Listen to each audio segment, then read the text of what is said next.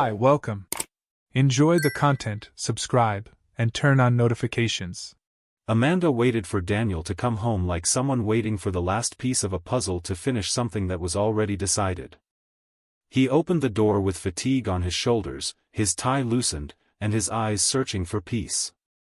He found his wife sitting at the table, arms crossed, her face too serious to be just tired. He realized right away that something was wrong. Amanda asked to talk.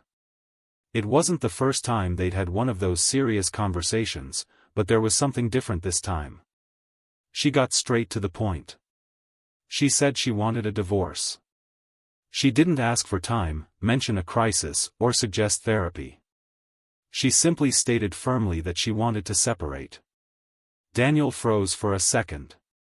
His heart raced, but his face remained calm, as if his body was delayed in understanding what he had just heard. A heavy silence settled between them. He pulled out a chair and sat down slowly. He looked at Amanda as if searching for a reason to still believe this was just a venting moment. She was firm, with the posture of someone who had thought everything through. It wasn't an emotional outburst. It was a plan. Not knowing what to say immediately, he took a deep breath. He told her he loved her. That if any part of her still remembered the life they built together, the sleepless nights with their young daughters, the trips to visit her parents, the late nights when he covered her with a blanket on the couch, that she should look at all that before moving forward.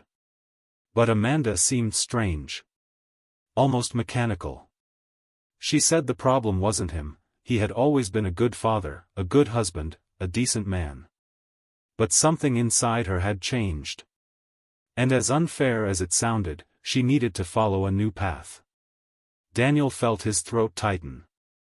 Still, he managed to keep his voice steady. He said that, as painful as it was, he would respect her decision. That he wouldn't make a scene or start a legal battle. That everything would be done with dignity, especially for the sake of their daughters. Amanda seemed relieved to hear that. It was as if she expected resistance, and when she didn't find it, a small crack opened for guilt to creep in. She mentioned she had talked a lot with Chloe, her longtime friend, who also happened to be a divorce lawyer. That made Daniel frown. The phone calls, the meetings she called, just with the girls, everything started to make sense. She had already been preparing the ground. From there, the conversation turned to the process. Amanda mentioned the mandatory 90-day legal separation period before the final divorce. She explained that during this time, each of them could date other people without it being considered cheating. Daniel found the idea uncomfortable, but he just nodded. It was like being in a bad dream where you hear absurd things and can't react properly. Still, he wanted to understand the rules. He asked if they would still live in the same house during this time, how they would handle the kids, who would talk to them, how they would split bills, and what they would do with the car that was in both their names. Amanda suggested he find a place close to work, something practical since she would have primary custody of the children, at least at the beginning. Daniel agreed but insisted he would never be an absent father. He requested to continue having dinner with the girls on Wednesdays and Sundays as a way to maintain some emotional routine for them. He also spoke about the importance of explaining everything to the girls carefully so they wouldn't feel any guilt. Amanda listened but seemed disconnected. As if she had rehearsed the conversation dozens of times, and now just wanted it to end. At one point, Daniel asked what was really going on. If there was another man. If she was in love. Amanda looked away and said it didn't matter, that the decision was about her, about the life she felt wasn't hers anymore. That was worse than a confirmation. He knew Amanda well enough to know what that look meant. And even without hearing the confession, he felt the impact of a betrayal that might never be spoken aloud. Still, he didn't attack her. He said that if she believed this was best for her happiness, then they should do it properly. But she needed to understand that decisions like this came with a price. That no matter how modern the discourse of emotional freedom was, there were two children in the middle. Two girls who still believed their mom and dad were forever. Amanda fell silent. For the first time in the conversation, she seemed to hesitate. As if her conviction had given way to doubt. But she didn't back down. She only said it was too late. Daniel, drained of energy to argue, stood up and went to the bedroom. He sat on the edge of the bed and looked at the picture frame next to the lamp. It was an old photo from their vacation in Santa Monica, everyone smiling, hair blowing in the wind, with an improvised backdrop of blue ocean. It was the image of a life he believed was alive until just hours ago. Now, it was just a record of something that, by all appearances, Amanda wanted to erase. He returned to the living room and asked if she wanted him to leave the house that night. Amanda said it wasn't necessary, that they could organize it in the coming days. He then just grabbed his phone, went to the girls' room, looked at them sleeping, and returned to the couch with a pillow in hand. Amanda stood still in the hallway, as if wanting to say something, but didn't speak. She turned around and went to the bedroom. That night, Daniel barely slept. His mind spun with questions that would never have answers. But one certainty was already forming: this separation would be anything but simple. And as much as he had accepted it with maturity, deep down, something told him Amanda still had no idea of the consequences her choices would bring. The next morning, everything seemed the same, but the house already carried a different weight. Daniel made coffee, cooked pancakes as he usually did on Sundays, and called the girls with his usual sweet voice. Amanda sat at the table as if the previous day had been just a nightmare. The girls talked about school, a group project, and laughed about an inside joke between them. That normalcy sounded cruel. Daniel responded, smiled, but inside everything was noise. He looked at Amanda trying to figure out where she was. Her body was there, but her mind seemed miles away. Each response from her came automatically, like someone following a script. When the girls went upstairs to get ready, he seized the moment. He asked if they could talk about the details of the separation.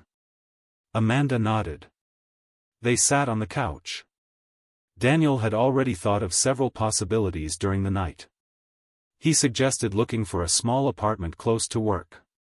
That way, he could save time on traffic and have more availability to see the girls.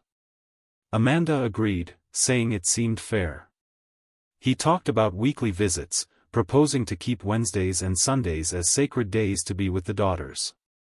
She just agreed, without much enthusiasm. It was as if everything was part of a plan she had already accepted long before the conversation began. Daniel then touched on a delicate point: finances. He feared the divorce would turn into a money war. But Amanda was practical. She said she didn't want to take anything from him, just what was necessary to maintain the girls' stability. They discussed bills, credit cards, school expenses, health insurance, extracurricular activities. Each topic was a reminder that they were dividing the end of a story, not just a life. The conversation flowed almost politely, but Daniel's heart ached with every new decision they had to make. They discussed the car, which was in both their names. Amanda suggested it stay with her, since he would be working close to home and could walk or bike. Daniel agreed, though he knew that car carried more than utility. It was the first big purchase they made together. Amanda also mentioned the help she would have from Chloe, both legally and emotionally. He bit his tongue. He had a lot to say about this friend who suddenly appeared as the voice of reason, but he chose to hold back. Any strong reaction would give Amanda the argument that he was impulsive, that he couldn't accept the decision, that he was making things difficult. When Amanda got up to put away the dishes, Daniel went to the girls' room. He opened the door carefully. He saw the two of them organizing their backpacks, laughing at each other. The younger one put a bow in the older sister's hair and said she wanted to be just like her. He had to leave quickly. The tightness in his chest was too much. He returned to the living room, sat down, and put his hands over his eyes. He didn't cry, but stayed there, motionless for a few minutes. When Amanda came back, he composed himself. He said they needed to decide when and how to tell the girls. Amanda suggested waiting a few more days. She said they were still organizing everything. Daniel disagreed. He thought it was wrong to keep it a secret. The girls would sense the change in the air, notice absences, comings and goings, and that would only create confusion. Amanda then suggested the following weekend. Enough time to think about the right words. Later, when the girls went to the movies with their grandmother, Daniel decided to clean out some drawers. Going through his papers, he found an old notebook. It was an improvised diary where he used to jot down thoughts, grocery lists, and even travel ideas. On impulse, he wrote down names. He started with acquaintances, women who once showed some interest. The school psychologist, the bookstore manager, a colleague from his old office. Without thinking, he wrote Natalie's name. As soon as he finished, he ran his pen over the name of his sister-in-law, covering each letter as if trying to erase his own guilt. He closed the notebook and hid it at the bottom of the drawer. It didn't mean anything, it was just a way to show himself that the world hadn't ended. It was a pathetic gesture, but it helped him breathe. That night, Amanda came back from the supermarket.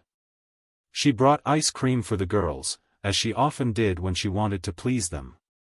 Daniel watched her trying to maintain a normality that no longer existed. When she went to put the groceries away, he approached and asked if everything was okay. Amanda responded with a weak smile. She said yes. Daniel then commented on the division of household chores. He said he would keep paying the bills, but that she should also take on some responsibilities. Amanda got irritated. She said he was being insensitive, that she worked too, that it wasn't fair for him to act like he was being more generous. The argument was short but intense. Daniel preferred to end it there. He said he didn't want to fight, he was just trying to organize things so no one got hurt too badly. The next day, Daniel woke up earlier. He made coffee and went out to look for an apartment. He visited 3 places, talked to 2 real estate agents, and found a simple studio, 5 blocks from work. Nothing special, but enough to start. He signed the rental agreement and scheduled the move for 2 weeks later. When he returned home, Amanda was on the couch with the girls watching a movie. He entered quietly, went to the bedroom, and started packing his clothes into boxes. It was strange doing that without tears. It was as if the morning had begun before the goodbye. Amanda passed by the door, stopped for a second, but continued without saying a word. That night, while Daniel was reviewing emails on his phone, he received a message from an old college friend. The friend said he had heard about the divorce through Chloe, that the news had spread too fast. Daniel simply typed, "It's true." When he turned off the light, he realized he had been the last to know about his own story. Amanda had already told her friends, already had a support network set up, plans made, options open. He was still at the beginning, trying to figure out how to keep living a life he no longer recognized as his own. Daniel scheduled a day with Amanda to tell the girls. He didn't want to stretch the silence any longer. The girls already noticed the changes. The older one started asking why he left so early and came home so late. The younger one slept poorly, dreaming of confusing things. They sat together in the living room, the 4 of them. Amanda held the younger daughter's hand, and Daniel did the same with the older one. With a firm but soft voice, he explained that Dad would be living somewhere else for a while. That both of them still loved them deeply. That none of what was happening was their fault. Amanda tried to add, saying the 2 adults needed to think about the future. The girls listened in silence. The older one cried softly. The younger one asked if it was because of a fight. Daniel denied it, saying it wasn't because of a fight, but because of hard choices. After the conversation, they hugged both girls tightly. Amanda went upstairs with them, spending some time in the room. Daniel stayed seated alone, unable to get up. Inside, he felt like he had lost something that might never return whole. The next day, he moved into the small apartment he had found near work. It was simple, with makeshift furniture and the smell of fresh paint. He carried 2 suitcases, a box of books, and a picture frame of the girls. He spent the day organizing the basics, trying to occupy his mind. When he stopped, he looked around and realized the silence. A silence that didn't bring peace, but a new kind of loneliness. For the first time in 2 decades, he slept in a bed without Amanda nearby. No sound of footsteps in the hallway. No laughter from the girls in the next room. That night hurt more than the day of the divorce request. A few days later, Amanda showed up at his apartment unexpectedly. She didn't send a message. She just knocked on the door with puffy eyes, looking like she had gone through hours of tears that didn't fix anything. She asked to talk. Daniel was tired, but he made space. She came in, sat on the couch, and after a long silence, confessed. She told him about Logan. Said she thought she was in love. That she believed he was a chance for a fresh start. A kind, mature, intelligent man. She said the meeting started by chance, after a conversation with Chloe. And that, in recent months, they had seen each other frequently. Daniel listened to everything without reacting. The name Logan didn't surprise him. He had already suspected. Amanda tried to justify herself. She said Logan promised to leave his wife. Promised a new life. But after she filed for divorce, he disappeared. Stopped responding to messages. Started treating her like a mistake. He has 2 young children and a wife who, upon learning about the affair, threatened to expose everything. Daniel stayed silent. Not out of coldness, but because words no longer seemed useful. She tried to explain more, saying she felt humiliated, betrayed. That Chloe had distanced herself. That co-workers were talking. That Natalie had reprimanded her firmly. She said she lost control of her own life. That everything had collapsed. And that now, she realized how blind she had been. She hoped Daniel would say something. Anything to ease her guilt. But he just asked, "Do you still love him?" Amanda stuttered. She said she no longer knew what she felt. That she only knew she was ashamed. Daniel got up, went to the kitchen, and brought her a glass of water. He handed it to her silently. He sat beside her and spoke calmly. He said he understood loneliness, frustration, the desire for something new. But while she fed illusions with Logan, he was doing everything to maintain the emotional structure of the girls. He said she broke something he spent years building. Amanda cried. She said she never imagined the pain would come back at her with such force. Daniel listened to everything Amanda had to say that night. She talked about Logan, the empty promises, the shame after being discarded like a mistake. She cried while trying to find in his words some relief, a helping hand to pull her out of the hole she dug herself. But Daniel was exhausted. He waited for her to finish and then, without raising his voice, simply said she needed to leave. He explained that he couldn't help anymore, that he was already taking care of the girls, the new apartment, his own mental health, and carrying her pain too was too much. Amanda tried to resist. She said she needed someone. But Daniel remained firm. You chose to leave. Now you need to deal with what that means. She stood still for a moment, as if expecting him to back down. But he didn't. Amanda then grabbed her bag with trembling hands and left with guilt-filled eyes. 2 days later, Amanda returned. She said she had left a coat in his apartment. Daniel let her come in quickly to grab it. While looking for the coat on one of the shelves, she saw the old notebook. The one where Daniel jotted down random thoughts, loose sentences, tasks. Without thinking much, she flipped through it. And stopped at the page with the list. It was names of women. Some she knew. Others she had never heard of. But there, among them all, she saw one that made the ground disappear, Natalie. Her own sister. Amanda felt her stomach turn. She closed the notebook forcefully, turned to Daniel with wide eyes and contained rage. "Are you serious? You made a list of women to date? Including my sister?" she asked, her voice faltering between shock and anger. Daniel looked at Amanda coldly. "Yes, I wrote that. And you know what? From the moment you asked for a divorce, I stopped owing you any explanation." She tried to say it was low, that he played the victim while acting like a jerk. But he didn't let it slide. "You got involved with a married man. Lied to me, lied to the girls, destroyed everything we built. And now you come here demanding accountability for a list written in a notebook?" Amanda grew even more nervous. She said he always acted superior, ethical, and now behaved like a vengeful teenager. Daniel stepped closer, looked her in the eye, and calmly said, "You left me for another man. And now you want to control who I can be with?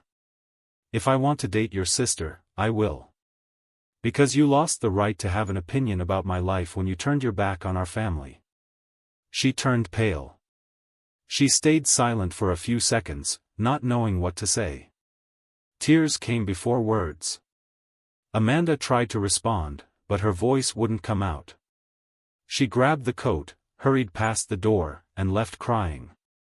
Descending the stairs, she started to realize the truth she had avoided facing. While she thought she controlled everything, Daniel had already freed himself from guilt.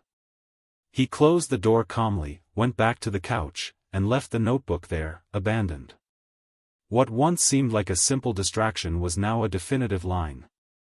The marriage no longer existed. Forgiveness, perhaps, didn't either. But for the first time in a long time, he felt exactly where he needed to be. At peace with his own choices. The 90 days passed with the weight of an entire lifetime. Amanda couldn't bear keeping everything inside anymore. The lonely nights, the silence after the girls went to bed, the absence of messages, the lack of Logan, who had disappeared as if he never existed. With a broken heart, she arranged a meeting with Daniel. They met at a discreet cafe.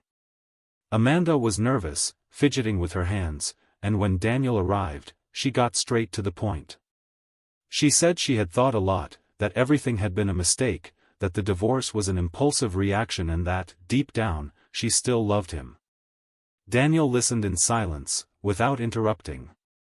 When she finished, he simply replied firmly, "We'll meet tomorrow at the office to sign the paperwork." Amanda was speechless. He added, "I'm not interested in going back." Flustered, she asked, "Are you seeing someone?" Daniel gave a half-smile. "I don't owe you any explanations anymore, but no, I'm not." She lowered her gaze. Her voice trembled, "And you, do you think I'm still with Logan?" He looked directly into her eyes and asked, "Are you?" Amanda took a deep breath, trying to contain herself. He disappeared. And the tears streamed down. For the first time, Amanda understood that she had lost everything. And that Daniel, that calm man who always listened to her, was now at peace with the decision to move on. The next day, as planned, they met at the lawyer's office. Everything went quickly. Formalities, signatures, some documents read with detachment. When the last paper was signed, Amanda looked at Daniel, hoping for some sign. He simply thanked the lawyer, put his copy of the documents away, and said goodbye. Amanda sat there for a while, staring at the sheet that officially declared the end of what was once a family. She wanted to say something, but decided to keep the pain to herself. She knew no words would change anything anymore. The following months were quiet. Daniel continued seeing the girls frequently, as agreed. Wednesday nights were pizza and movie nights. Sundays, park and ice cream. He made sure to be present. Not out of obligation, but out of love. It was with them that he felt whole. It was with his daughters that he rediscovered simple joy, the kind he had forgotten existed. Until, a few months later, Daniel sent a message to Amanda. He said he wanted to talk to her. Asked her to come to his apartment, alone. Amanda found it strange, hesitated, but went. Deep down, she thought maybe he was willing to try again. That maybe things could go back to the way they were. When she rang the doorbell, the door opened, and who answered was her sister, Natalie. Amanda was in shock. Eyes wide, body frozen. Natalie opened the door wider and simply said, "Come in." Amanda walked silently to the couch and sat down. Daniel appeared shortly after and sat next to Natalie. His expression was calm. Amanda couldn't say a word. Daniel took the lead. He said he knew how hard this might seem, but he wanted to be direct. He told her that he and Natalie were together. That it wasn't casual. That they were dating. Amanda didn't respond. Her face turned completely pale. Tears began streaming down without her blinking. She got up slowly, opened the door, and left. Descending the stairs, she started crying loudly. Not because of betrayal, because there wasn't any. But because of the reality she refused to accept, the world she destroyed, someone else rebuilt. And it wasn't her. Months passed. Summer came, and with it the kids' vacation. Amanda, absent-mindedly scrolling through social media, stopped at a post from her sister. A photo. Natalie, Daniel, and the two daughters smiling, playing by a lake. They looked like a family. Amanda stared at that image as if it were a window to a past she herself burned. Without the strength to comment or like it, she just lowered her head and whispered, for no one to hear, "What have I done?" Thank you for watching the video. If you enjoyed it, don't forget to subscribe to the channel and turn on notifications so you won't miss any updates. See you next time.